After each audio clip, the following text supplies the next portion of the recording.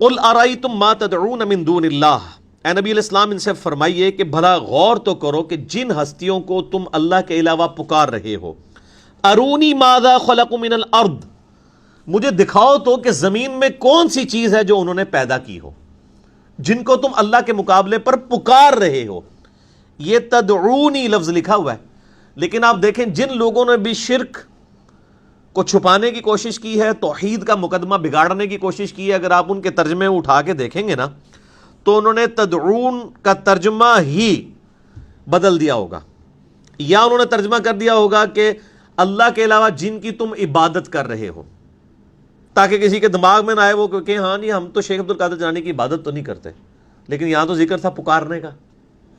یا پکارنے کا ترجمہ پکار کر دیں گے لیکن بریکٹ میں لکھیں گے جنہیں تم معبود سمجھ کر پکار رہے ہو۔ یہی کام پیر کرم شاہ صاحب نے بھی کیا ہے اس میں، یہ جو میرے ہاتھ میں ترجمہ ہے، بریکٹ لگا دی، یعنی وہ یہ بتانا چاہ رہے ہیں کہ آپ اگر معبود سمجھ کے پکاریں گے پھر تو شرک ہوگا، اور بغیر معبود سمجھے ہوئے پکاریں گے تو وہ توحید بن جائے گی۔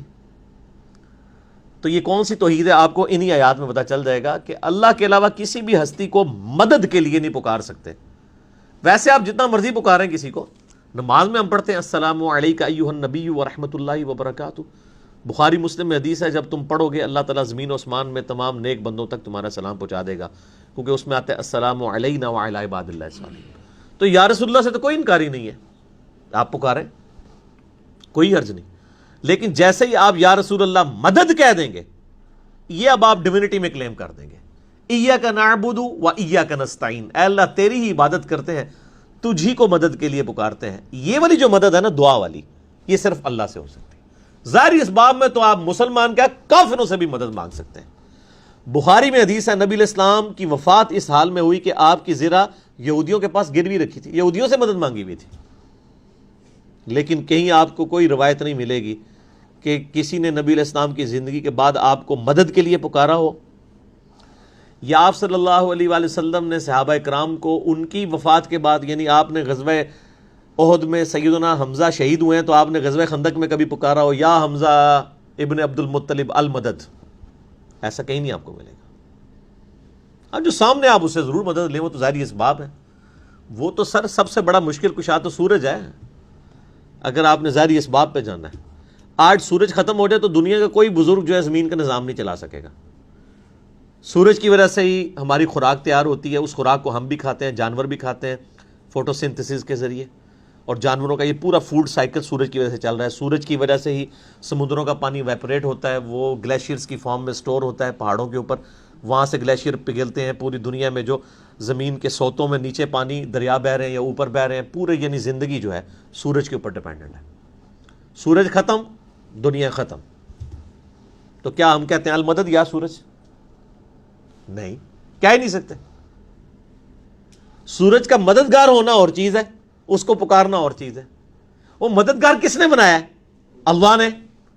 کسی کے دماغ میں بھی وہم آتا ہے یا سورج المدد آج نکل آئیے بہت گرمی ہے سردی ہو گئی ہے، یا سورج المدد آج چھپ جائیے آج بہت زیادہ گرمی ہو گئی ہے؟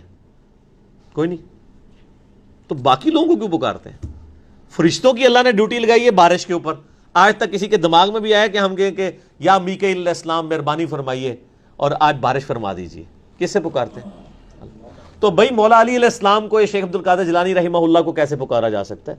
مولا علی بھی اللہ کو پکارتے تھے، مولا علی کا شیعہ بھی وہ ہوگا جو اللہ کو پکارے گا، ایاک نعبد و ایاک نستعین۔ باقی یہ ٹاپک ایسا ہے کہ اس کو کہیں بھی ان اٹینڈڈ میں نہیں چھوڑتا۔ توحید چونکہ اسلام کی بنیاد اور جڑ ہے، اس میں میں نے ایک لیکچر دیا ہے مسئلہ نمبر 3، دعا صرف اللہ ہی سے، اسی پہ میرا ریسرچ پیپر نمبر 3 بھی ہے، اس میں نے سارے وسوسے سیٹل کیے ہیں پونے 2 گھنٹے کے اندر، اور اسی کی ایکسٹینشن ہے مسئلہ نمبر 43، وسیلہ اور توسل کے صحیح احکام و مسائل۔ آپ یوٹیوب پہ جا کے لکھیں تو انشاءاللہ کھل جائے گا۔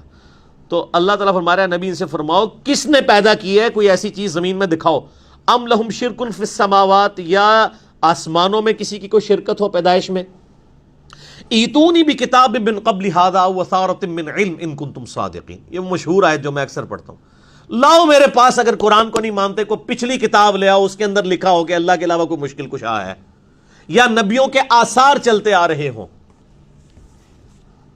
نبیوں کے آثار یعنی علم حدیث، تو لاؤ اس میں سے کوئی بات کرو۔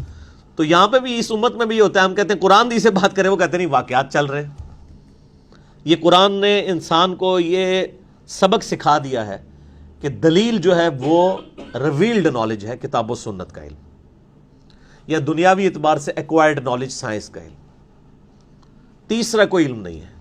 یہ خواب اور بزرگوں کے واقعات، اسی لیے اب واقعات ہونے کم ہو گئے ہیں کیونکہ میڈیا آ گیا انشاءاللہ۔ میں نے کہا اب قیامت تک کوئی بزرگ قبر سے نکل کے کسی پل کے اوپر جا کے بم نہیں پکڑے گا انشاءاللہ، کیونکہ میڈیا آ گیا۔ یہ پہلے بھی کوئی نہیں تھے پکڑے ہوئے، لیکن چونکہ میڈیا نہیں تھا تو جھوٹ مشہور ہو گیا۔ اب میڈیا کی برکت سے انشاءاللہ کچھ بھی نہیں ہوگا، کیونکہ جھوٹ کو پکڑنے والے لوگ آ گئے۔ تو یہ اویئرنیس لوگوں کے اندر آ گئی ہے، لوگوں کو اب سمجھ آ گئی ہے، اور یہ جو کہانیاں ہمیں بچپن سے سنائی جاتی تھی وہ ساری کی ساری اپنی موت خود مر گئی ہیں۔ تو لاؤ کوئی کتاب یا انبیاء کے آثار اگر تم سچے ہو۔ ومن اضل ممن يدعو من دون اللہ، اس سے بڑھ کر گمراہ کون ہوگا جو اللہ کے علاوہ کسی اور کو پکارے گا۔ عبادت نہیں سر، پکارنا، پکارے گا۔ من لا يستجیب له الى یوم القیامہ، اس کو جو قیامت تک اس کی ندا سن ہی نہیں سکتا۔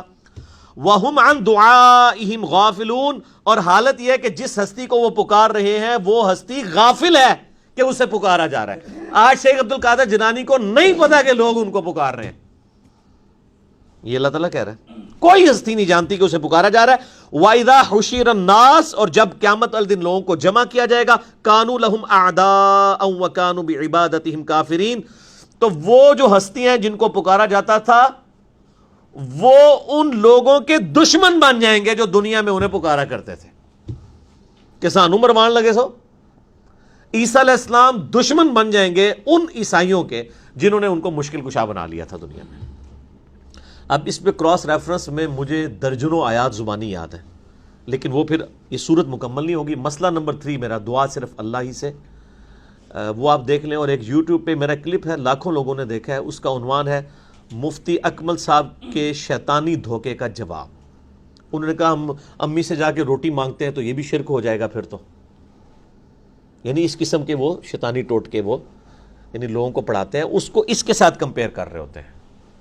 تو یہ ظاہری اسباب ہے میرے بھائی، امی جب سامنے ہوتی ہے تبھی روٹی مانگتے ہو نا۔ جس کی اماں قبر میں آج تک اس نے کہا اماں مجھے روٹی کھلا دے، ادھر بھی بلایا کرو نا۔ وہ کہیں گے نہیں کمیونیکیشن نہیں ہو سکتی، تو سر بابوں سے بھی کمیونیکیشن نہیں ہو سکتی مرنے کے بعد، اور زندگی میں بھی صرف اسی بابے سے ہو سکتی ہے جو سامنے موجود ہو۔ اور آج کے زمانے کا ہوگا تو ایک اور طریقہ بھی ہے کہ اس کو ایک ٹیکسٹ میسج کر دیں، پرانے زمانے والے کو نہیں۔ آج تو گھوڑے نے آپ کے ہاتھ میں ایسی چیز پکڑا دی ہے جو 4000 کلومیٹر دور آپ بات کر سکتے ہیں بیٹھے ہوئے۔ تو گھوڑوں کو سر بزرگ مانے پھر اگر ماننا ہے تو، اگر یہی بنیاد آپ نے بنانی ہے مادی ترقی کی، تو یہ سب کے سب جھوٹ ہیں جو مشہور کیے ہیں۔ اس پہ میں نے ایک لیکچر علیحدہ سے دیا ہے، مسئلہ نمبر 121، اسی صرف ایک ٹاپک کے اوپر کہ جن ہستیوں کو دنیا میں پکارا جا رہا ہے وہ قیامت والے دن ان لوگوں کے دشمن بن جائیں گے جنہوں نے دنیا میں انہیں پکارا تھا مدد کے لیے۔